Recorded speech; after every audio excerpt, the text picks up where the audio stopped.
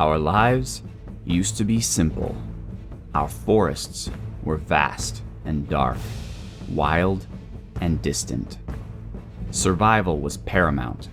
The natural world was harsh, but we were wild and free. Led by our chieftains and shamans, we would raid our weaker neighbors, the various tribes of Marverni and Saromatia, for food and treasure. We told the old tales, sang the old songs. It was the age of heroes. Then they came, with their roads, their legions, and their prophet in white shroud. Urmor, raining fire down from the sky, bringing their god and their civilization to our forests. The Marverni fell, the Saromatians fell, and many besides, their lands the newest provinces of the ever-expanding Urmoran Empire. Due to petty tribal rivalries, we were unable to unite against the threat, and we too fell under the yoke. But our forests were vast and dark, wild and distant. Urmor had no desire to colonize them. Instead, we became federates, so-called allies, subject to the whim of Urmoran generals. Our warriors sent all across the world to fight for our betters. We may have been independent, but we were in no way free. The banner of Urmor spread nearly all across the land, but over time, they became decadent, greedy. Their augurs began to peel back the veil of death in an attempt to preserve their own lives and bring them immortality. They went too far. They awoke something terrible beyond the veil of death, and overnight, Eldragate, their celestial city, center of the world, was home to naught but spirits, ruins, and the shambling dead. They tried to fight back. What remained of the nobility formed the nation of Scaleria, trying futilely to control the darkness with darkness. The old kingdom of Arcocephalae regained its independence, and the now fully Urmoran, Marverni, and Saromatian people formed the kingdoms of Marignon and Pythium. We, however, were not involved, as our forests were vast and dark, wild and distant, and we were forgotten. The mighty human kingdoms frantically tried to hold back the undead horde, but it was obvious they could not. When all seemed lost, the end near, they gaped in shock and awe as they were joined in a final climactic battle by creatures of myth and legend. The frost giants and Vanir, long thought gone from the world. They were victorious, if you could call it victory.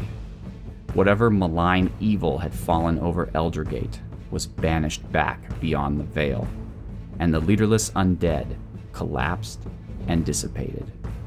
The great human kingdoms were ravaged and destroyed, and what little remained of their people banded together in small, independent walled villages, regressing to a life and technology of centuries past.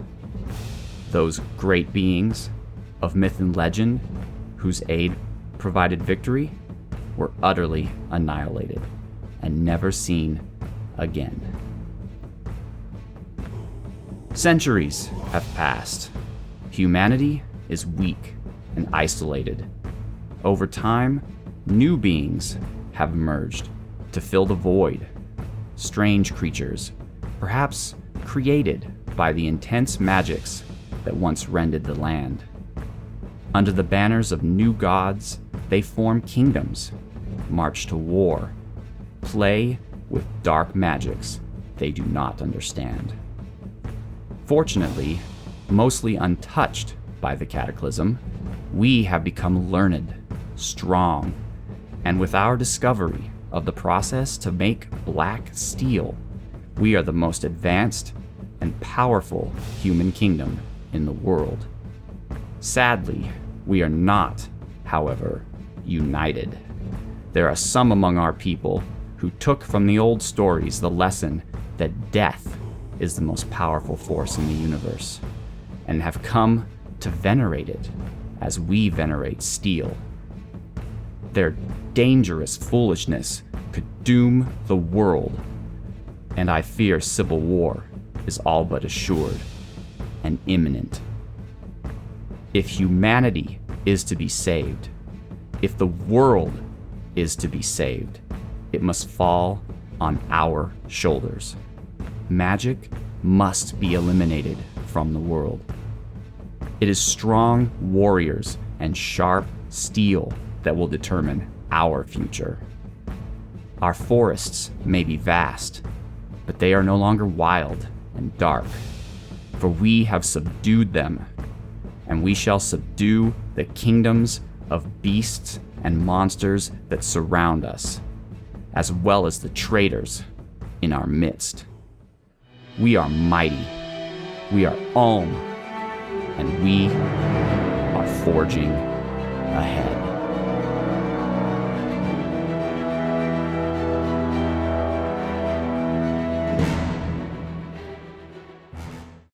Welcome, ladies and gentlemen. I'm Marcus Aurelius, and this is Dominions 4, The Thrones of Ascension, by Illwinter Game Studio. And this is Middle Age Ulm, Forging Ahead. And moving forward, I'm not going to use the Middle Age prefix, even though that's what it is, because in this game some nations exist upon multiple ages, and the particular Ulm that we are going to be playing is the middle-aged version, as opposed to the late-age Ulm that we have played in the past. The purpose of this series is not only to give those longtime subscribers who have been asking for another Dominions 4 series, but also to show new players of the game how to take a nation and play to its strengths, how to minimize its weaknesses, and how to think about it in terms of maximizing the utility of different methodologies for playing that nation. This is not going to be a gameplay tutorial. If you need to learn how to play the game, you can do so by downloading the manual, which I believe you don't even need to buy the game to do, from the official Illwinter website, or you could check out the forums at both Desura and elsewhere.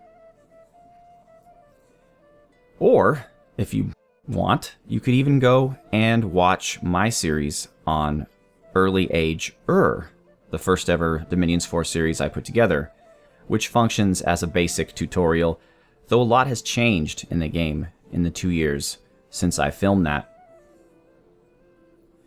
We will be using 3 mods for this series. We're going to be using the AI No Recruit mod, and what that does is it prevents the AI, or at least reduces the chance of the AI hiring random independent troops, and it causes them to spend more of their focus on their own national troops.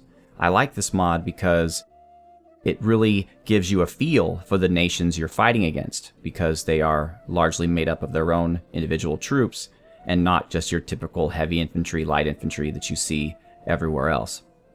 We're also going to be using the Worthy Heroes mod, and I don't know off the top of my head what version it is, but it is the latest version.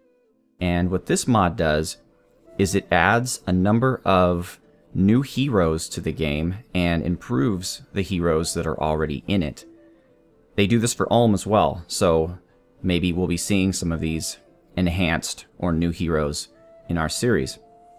And finally, as one of the primary antagonists of this series, I am adding the mod Black Ulm, which I did a mod showcase on many years ago, and they represent the opposite of what we are. They are also Ulm. They have very similar troops, very similar style, but rather than focus on steel, they focus on bane metal and death magic. So I thought they would be an interesting counterpoint to the nation that we're playing.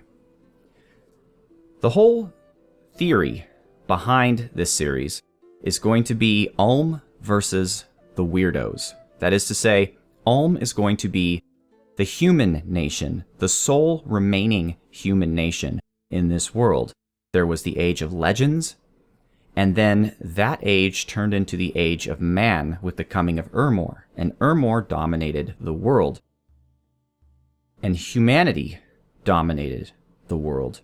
But then Urmor brought about the Great Darkness, and it took all of the combined strength of humanity, in addition to some last-ditch effort by some of the great mythical nations of the past, in order to put that evil back in its place.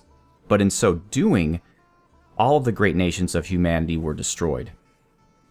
So the theme of this Let's Play is a human nation, Ulm, the strongest and only organized human nation remaining, attempting to wrest control of the world back from all these non-human nations that have sprung up in the absence of any centralized power.